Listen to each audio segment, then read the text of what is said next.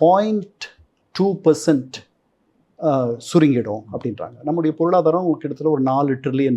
அதில் 0.2%னா நீங்கள் யோசித்து பாருங்கள். பெருமளவு நம்முடைய ஏற்றுமதியில் மருந்துகள், ஜவுளி, ரத்தினங்கள், அதுக்கப்புறம் நகை ஆபரணங்கள், அப்புறம் machinery, light machinery, automobile parts, இதெல்லாம் நம்ம பண்ணுறோம். இதில் பெருமளவு வந்துட்டு மருந்துகள் தான். மருந்துகள் ஒரு பெரிய அளவில் இடம் இருக்குது. அதில் அமெரிக்கர்களுக்கு நிறையா இதனால் லாபம். ஏன்னா நாம் மருந்துகளை மலிவாக தயார் செய்கிற அளவுக்கு வேறு நாடுகளால் செய்ய முடியல. நம்ம ஜெனரிக் ட்ரக்ஸ் நிறையா உருவாக்குறோம், தயார் பண்ணுறோம்.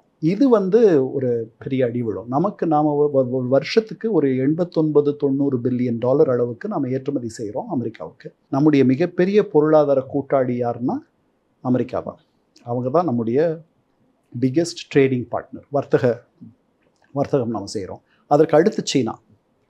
ஸோ இப்போ இங்கே நம்ம அனுப்புகிற இந்த பொருட்களுக்கு புது சந்தையை நம்ம தேட வேண்டியிருக்கும். அல்லது அவங்க இந்த 25% ப்ளஸ் இந்த 25% அபராதம் இதையெல்லாம் செலுத்தி நம்ம அங்கே ஏற்றுமதி செய்யக்கூடிய அளவுக்கு நமக்கு வலிமை இருக்கணும். அப்படி இருக்கிறதா எனக்கு தோணுது. இது இங்கே வேலை வாய்ப்புகள் எல்லாம் பிரச்சனை உருவாக்க வாய்ப்பு இருக்கா? ஓரளவுக்கு இது ஒரு தாக்கத்தை ஏற்படுத்தும். நம்முடைய பொருளாதாரம் ஒரு பொருளாதார வல்லுநர் சொல்கிறாங்க 0.2% சுருங்கிடும் அப்படின்றாங்க. நம்முடைய பொருளாதாரம் கிட்டத்தட்ட ஒரு $4 trillion.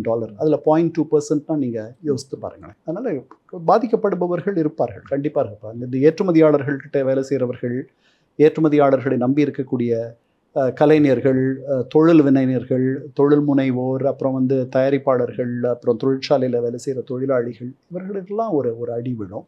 பட் வேறு ஒரு சந்தையை அவர்கள் பிடித்துட்டாங்கன்னா பரவாயில்ல. பட் அதுக்கு நேரம் ஆகும். நம்முடைய மிகப்பெரிய ட்ரேடிங் பார்ட்னர் அமெரிக்கா.